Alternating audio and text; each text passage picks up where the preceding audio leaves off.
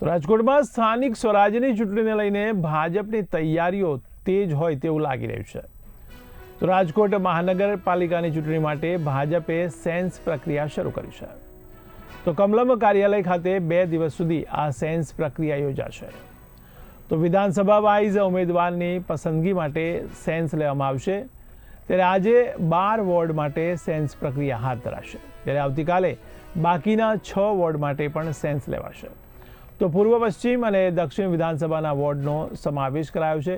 ત્યારે પાર્ટીના નિરીક્ષકોની હાજરીમાં આ પ્રક્રિયા શરૂ થઈ છે। તો સ્થાનિક સ્વરાજ્યની ચૂંટણી પહેલા હવે રાજકીય ગરમાવો વધી ગયો છે।